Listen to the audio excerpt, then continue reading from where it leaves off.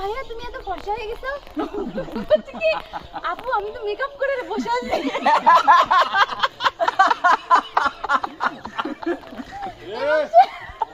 একটা সিন আমি কিছু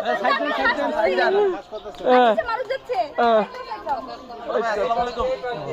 তারপরে লাগাবেন নাকি? তারপরে সে অনেকক্ষণ এখানে বসে আছে আর আমরা দুজন মানে আমরা বলছি আমরা লজ্জা পাইছি সে লজ্জা না করে সে এরকম করে তাকায় হাসতেই আছে যে খেতে মেকআপ দেওয়ার পর ফর্সা হয়েছে এটা সে স্বীকার করছে দ্যাটস গুড কিন্তু আমরা বুঝি না সে মেকআপ করছে মেকআপ আর্টিস্টকে অ্যাওয়ার্ড দাও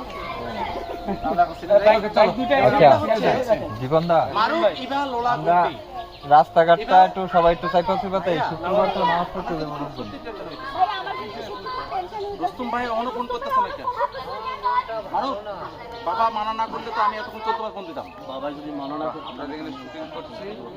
ইবা, এই যে লোলা ভাই, ঘন্টি ভাই, আমি কি আপনাকে লাগে খাট পালং আইনা দেবো? লগে চা নাস্তা কপি আইনুম? এই যে লোলা ভাই আর গুন্টি ভাই আমি কি আপনাদের লাগি খাটু মালা খাইয়ে দেব লাগলে চা আনি দে চা বিস্কুট না চা কপি আইনি? লাগলে চা কফি আনি না খাট পালংয়ের দরকার নাই, মেলা ঝামেলা হইব। তুমি একটু চা নাস্তা লই হইব। ওই আমার চায়ে আড়াই চামচ চিনি।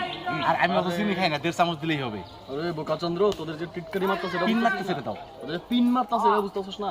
কই আপনাকে একটু আগাই যাবেন, তা না করে ঠ্যাংয়ের উপর ঠ্যাং তুলে আরাম করে বাইকের উপর বসে আছেন না? কই আপনারা একটু আগায় যাবেন সেটা না কইরা ঠ্যাংয়ের উপর ঠ্যাং উঠাই দিয়া বাইকের উপরে বসে আছেন না আমরা কি একটু আগামো? না, দরকার নাই। না দরকার নাই। বাবা বারণ আছে। বাবার বারণ আছে। বাবারে আমি দেখুন, তোমরা যাও তো লোলা ভাই। আচ্ছা আমি বাবা বাবা বলছিলাম না মা বলছিলাম